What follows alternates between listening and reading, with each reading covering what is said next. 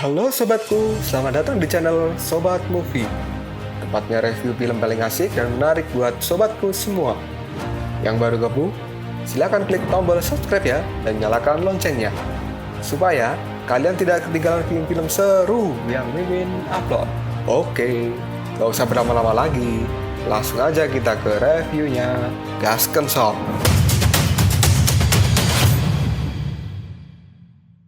Hey, oke, sobatku terkeren, terkecil, terbaik, tersemuanya. Kita masih bersama Sobat Movie, channel alur cerita terasik sepanjang masa.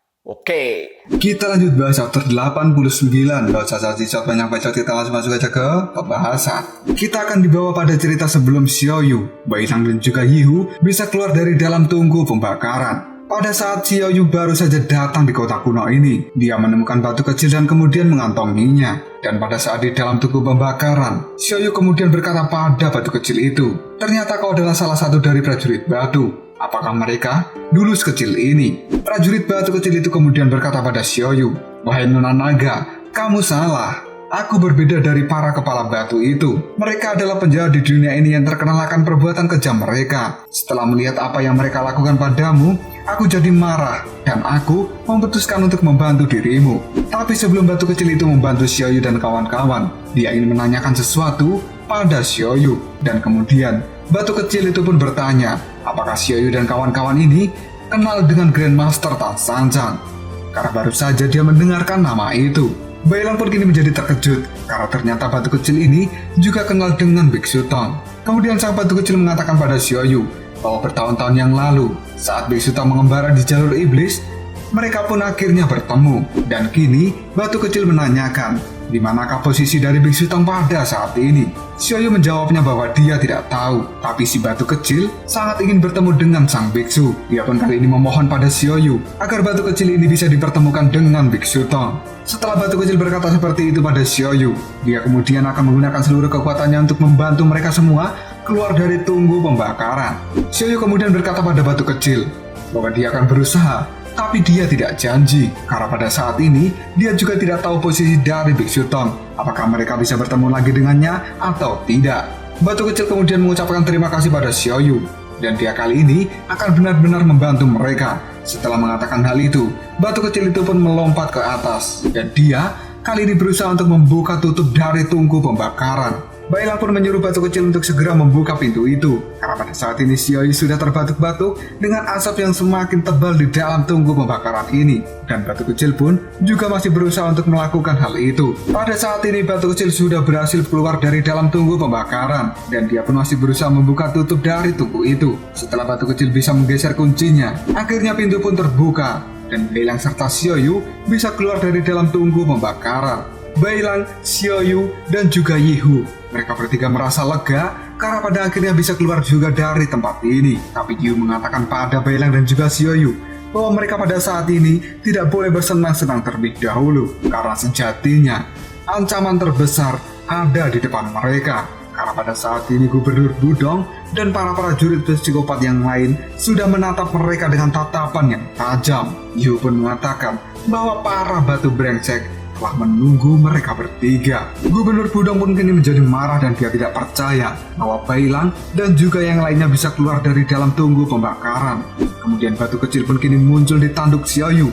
Dia mengatakan bahwa dirinya yang telah membebaskan mereka bertiga. Gubernur pun kini melihat batu kecil itu dan menyebutnya ternyata ini adalah ulah dari prajurit nomor 933. Batu kecil kemudian berkata pada Gubernur Budong bahwa sampai saat ini dirinya memang kecil dan mungkin dianggap sebagai prajurit yang gagal. Dan itulah kenapa tidak ada satupun dari prajurit batu yang menganggap dirinya. Tapi Gubernur Budong masih mengatakan pada batu kecil itu, bagaimanapun juga dia tetap bagian dari prajurit batu. Dan kenapa dia harus mengkhianati kaumnya sendiri. Batu kecil itu pun meminta maaf pada gubernur. Tapi batu kecil tidak mau disamakan dengan para prajurit batu yang lain. Kita akan dibawa pada cerita masa lalu si batu kecil ini. Dulunya, dia adalah seorang manusia, dan dia memiliki nama serta memiliki kehidupan. Pada saat itu, batu kecil yang masih bertubuh manusia ini, dia hidup di gua di dalam hutan, dan hidupnya terasa sangat damai. Tapi kedamaian dari batu kecil ini menghilang begitu saja.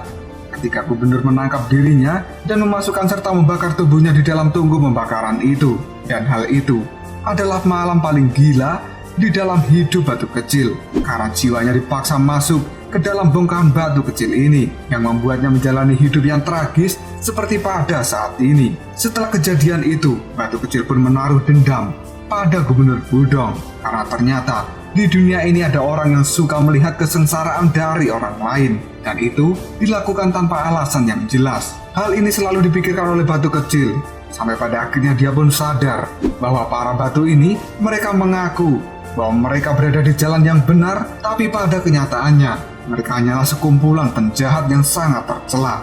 Pasukan batu yang melawan penjahat dan melindungi kesucian masyarakat itu adalah sebuah omong kosong, karena mereka adalah penjahat pendendam yang egois. Dan menurut Batu Kecil, hanya karena mereka tidak beruntung, maka mereka menyeret orang lain untuk menjadi bagian dari mereka.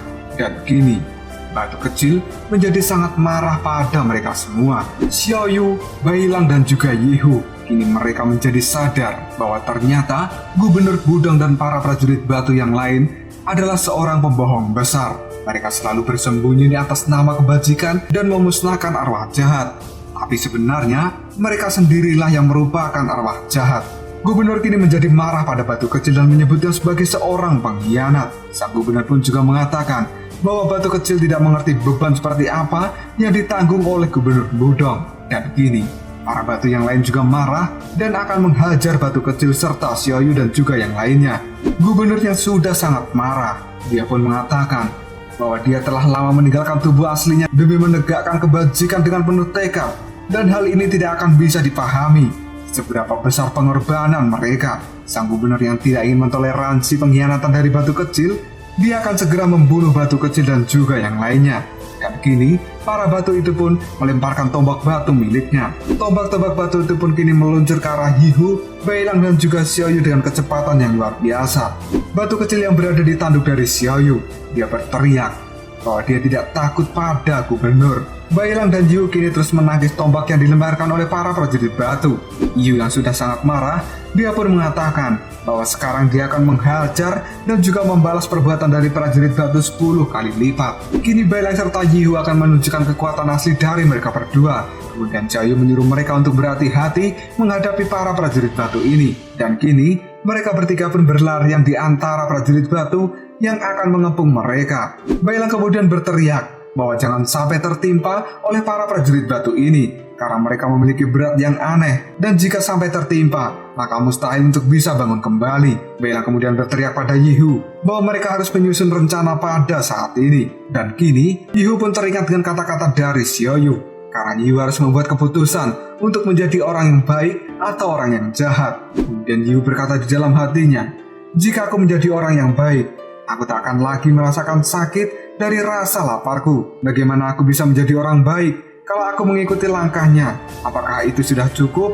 Dan kini, Yihu pun telah memutuskan dia akan benar-benar menjadi orang yang baik, karena dia menginginkan hidup yang normal kembali. Setelah mengatakan hal itu, Yihu pun menggunakan kekuatan cakar ganas amarah harimau untuk menghajar para prajurit batu. Dia pun melesat dengan kecepatan yang luar biasa dan menghancurkan batu-batu itu dengan sangat mudah. Kini para prajurit batu telah kehilangan tangan dan juga kakinya, dan mereka pun tumbang satu persatu. Kemudian Yihu berteriak pada Bailang dan juga Xiaoyu untuk segera mengikuti dirinya.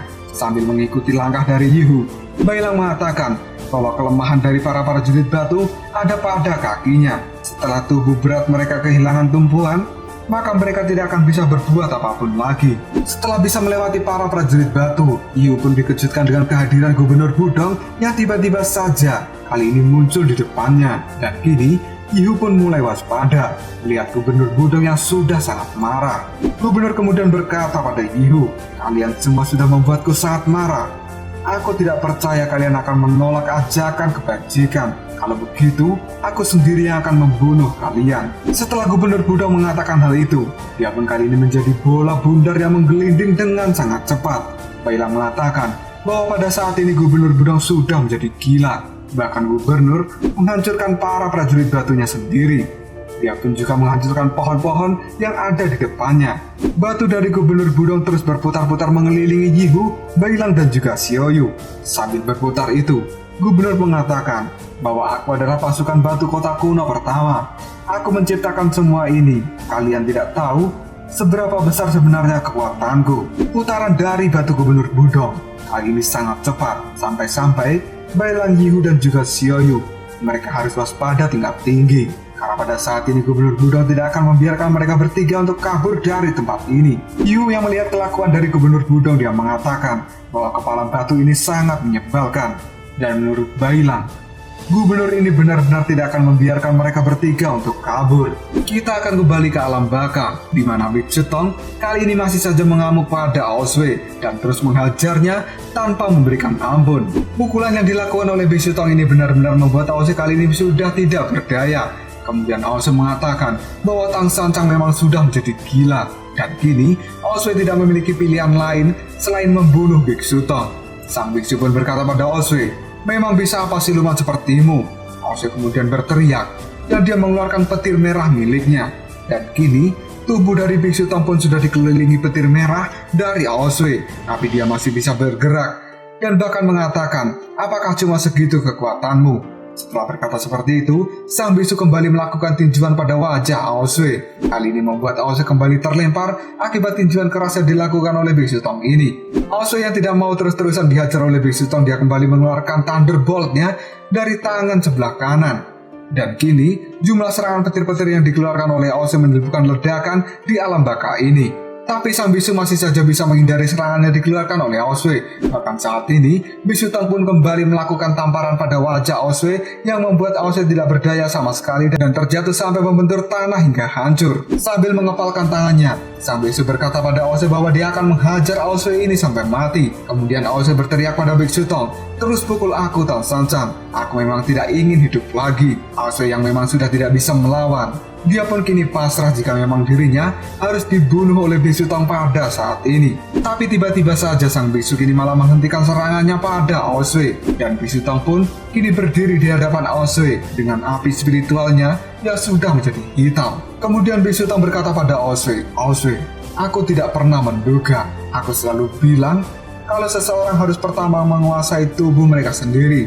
Namun, aku akhirnya tetap lepas kendali. Aku melihatmu sebagai salah satu arwah jahat, dan itu melambangkan iblis di dalam hatiku sendiri. Barusan aku benar-benar sudah kehilangan semua akalku." Oswe yang masih kesal dengan Big Sutong kemudian dia bertanya, "Apakah sekarang kamu sudah sadar?" Dan biksu menjawab perkataan dari Oswe, "Aku hanya bisa mempertahankan wujud ini sebentar saja, dan aku sadar akan hal itu, karena sekarang api spiritual milik Big Sutong benar-benar sudah menghitam."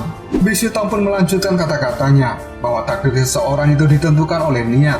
"Aku sebenarnya ingin mencapai sesuatu, tapi sepertinya akhir sudah dekat bagiku." Oswe pun kini bingung dengan apa yang dikatakan oleh Big Sutong ini, karena tadinya sang biksu berkata bahwa dia akan berjuang sampai akhir. Kemudian Big Sutong menjawab perkataan dari Oswe, "Walaupun aku terus berjuang hingga akhir, perjuanganku itu tidak akan ada artinya. Setidaknya aku sudah menyelamatkanmu. Sepertinya komposisi tubuhmu sebagai seekor naga memiliki toleransi yang jauh lebih baik di lingkungan ini dibandingkan dengan diriku. Gunakan kesempatan ini untuk keluar dari tempat ini." Kemudian Big Sutong menyuruh Oswe untuk segera pergi sebelum Big Sutong kembali kehilangan akal miliknya, dan dia menyuruh Oswe segera mencari jalan menuju dunia manusia. Oswe pun kini hanya diam saja. Dia malah mengatakan, "Apakah kau sedang mempermainkanku, Tang Sancang? Awalnya aku sudah menyerah pada kematian, tapi kau nekat untuk menyelamatkanku dan sekarang kau bilang untuk meninggalkanmu sendiri. Ini alam baka tahu, mau kemanapun aku pergi, aku akan tetap mati. Yang benar saja, jangan merengek. Ayo kita pergi bersama, aku tak akan bisa menemukan jalan itu sendiri." Mendengar apa yang diucapkan oleh Oswe, Big Sutong pun kini tiba-tiba tertawa, karena dia merasa Oswe saat ini sedang menyemangati dirinya.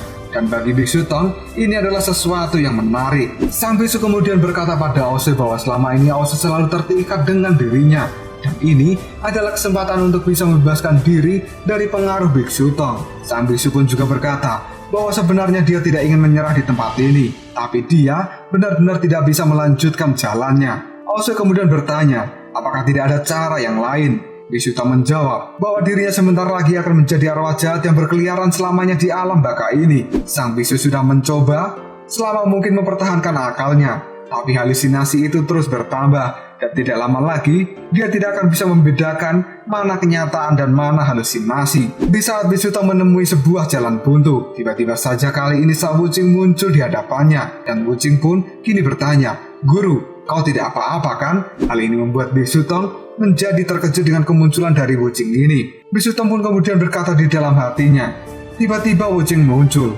Halusinasiku sudah menjadi sangat parah. Kalau aku memang berhalusinasi, kenapa aku tidak membayangkan gadis yang seksi saja? Tapi aku malah membayangkan Sang Wuching." Kemunculan dari Wuching ini juga bisa dilihat oleh Oswei yang kali ini dia menjadi terkejut. Kemudian Biksu Tong berkata pada Oswei, "Hei Oswei, kalau aku katakan pasti kau tidak percaya padaku. Karena sekarang di depanku ada Sang Wuching.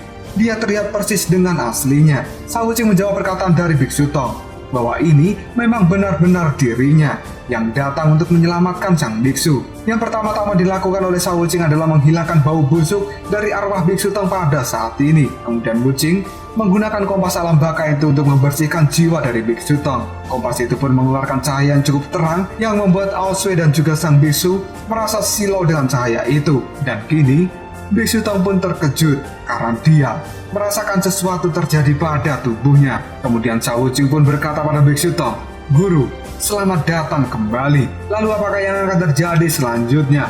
Apakah Sang Wuching akan bisa menyelamatkan Biksu Tong dan juga Oswei? Dan apakah mereka bertiga juga bisa kembali dari alam baka ini untuk menuju ke dunia manusia? Jika kalian penasaran, tunggu aja jawabannya di next video. Opera. Tetap stay di channel Sobat Movie dan jangan lupa klik subscribe, like, dan share ke teman-temanmu agar channel ini dapat berkembang dan menghibur kalian semua. See you next tomorrow. Bye-bye.